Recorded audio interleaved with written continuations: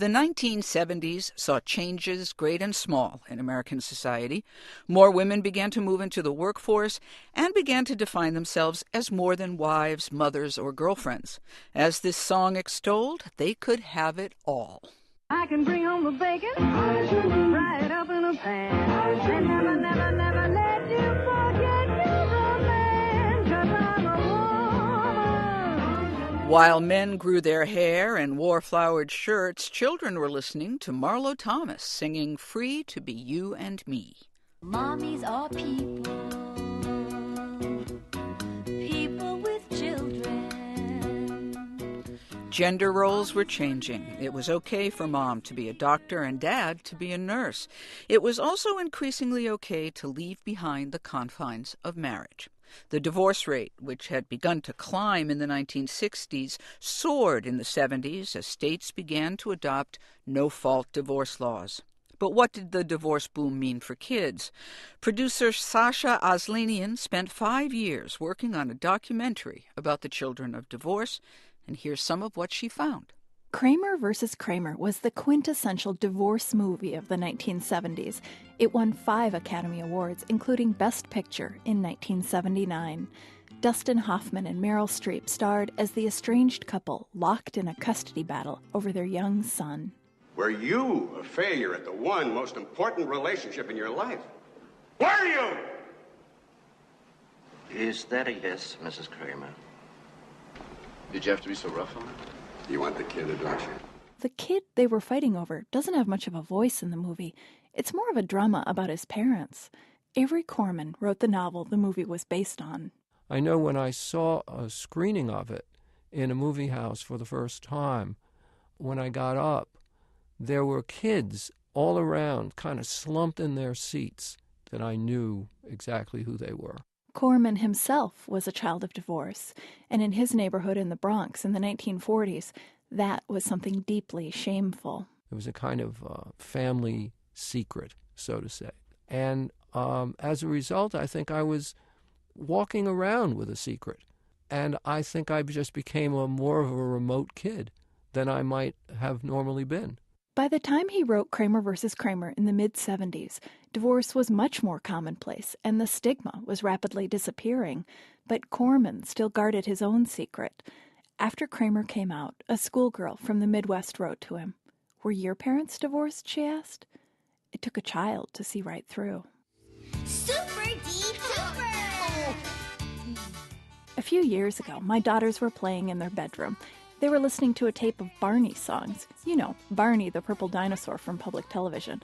The lyrics Barney and his little friends were singing caught my ear. There's a girl I know who lives with her mom. Her dad lives far away. Although she sees her parents just one at a time, they both love her every day. When I was growing up in the 70s, I don't remember any songs like this about how all families were terrific no matter what they looked like. I'm glad kids have that nowadays. A few years ago, I was helping my mom clean out her basement. She handed me a box of unlabeled reel-to-reel tapes. She wasn't sure what was on them. I took them home and discovered one of them contained this. I, Paul Aslanian. I, Paul Aslanian. Take thee, Solfrid Lodstein. Take thee, Solfrid Lodstein. I was 10 when my parents told me they were separating. They stayed on good terms. My mom moved 2 blocks away, and my little brother and I piled our clothes in laundry baskets and moved back and forth, spending 2 weeks with Mom and 2 weeks with Dad. I have 2 bedrooms, I'd brag to other kids. I didn't want anyone feeling sorry for me. I bristled at the term broken home. I was fine. It wasn't until much later, in adulthood, that I let down my guard a little bit. How had the divorce affected me? And not just me, a generation and society. The courts have figured out divorce is here to stay, so they might as well get better at it. Hennepin County, Minnesota is one place that's taken aggressive steps for the sake of the kids. We wanted to get kids out of the middle of messy custody fights. Judge James Swenson joined the family court bench in Minneapolis 15 years ago. When he started, the cases that made it to his chambers were already 12 to 18 months old, plenty of time for rancor and bitterness to set in. So in 2000, Hennepin County tried something different. At the first meeting with the judge, right after filing for divorce, there would be no motions, no judicial robes, and the attorneys would sit on the sidelines. The judge would sit down with the parties and talk to them about such things as childhood development, what they could do to help their kids, what would send their kids' mental health south real fast, what they could do to preserve some of their assets for their kids' extracurricular activities or college, rather than the lawyer's kids' extracurricular activities in college. After the initial meeting, the couple would come back a few weeks later and meet with a male and a female custody evaluator. They'd try to come up with a reasonable plan that everyone could buy into. A separate meeting dealt with the financial part of divorce. An astonishing thing happened. 65% of cases settled within 30 days. Swenson jokes it was an absolute boon for judges. Swenson's time in trial dropped by more than a third. And the number of cases that I had where it was highly vitriolic with really ugly testimony and worrying by the lawyers dropped off the edge of a cliff. In early 2009, Harvard's Kennedy School of Government cited Hennepin County's program one of the top 50 innovations in government. Most states now require divorcing couples to complete a parenting program. Sometimes kids have to take classes too. I visited one in Hennepin County in 2005, run by a nonprofit called Storefront. Instructor Sean Neal led these 10 to 12-year-olds through a discussion. Is it ever really a kid's fault that adults can't solve their problems? No. Does that sound silly? That's what my dad said. He said that it's not your fault we're getting divorced. Or, yeah. But these 4th and 5th graders had plenty of exposure to adult problems. Stories flowed about alcohol and fights.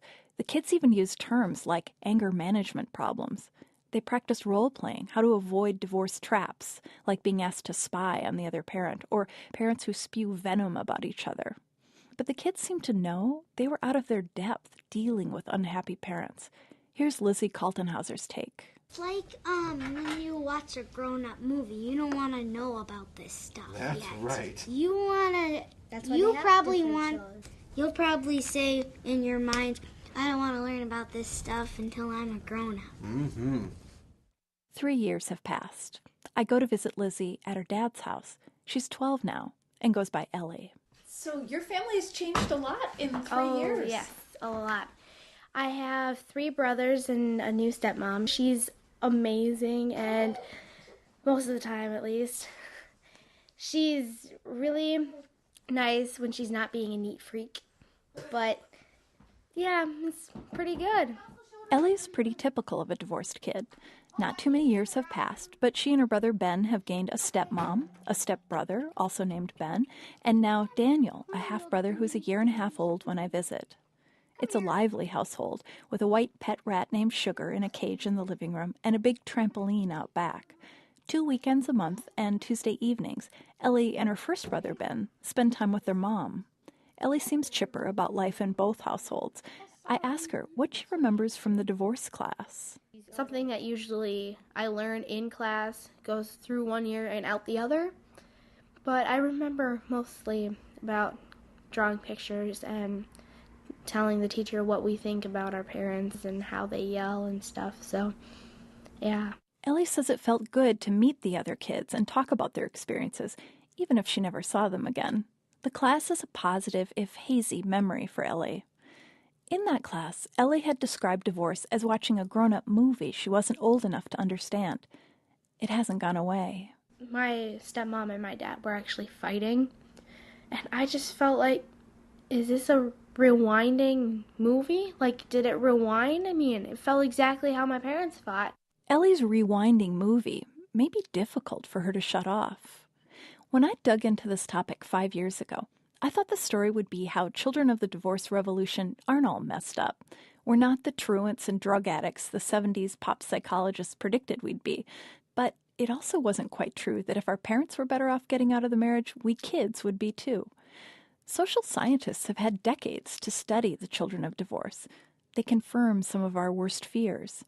We're about 50% more likely to fail in our own marriages. But it doesn't stop us from trying.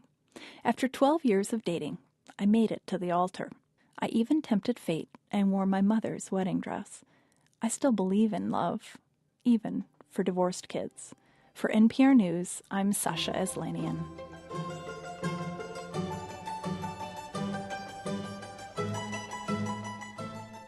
This is Weekend Edition from NPR News. I'm Leanne Hansen.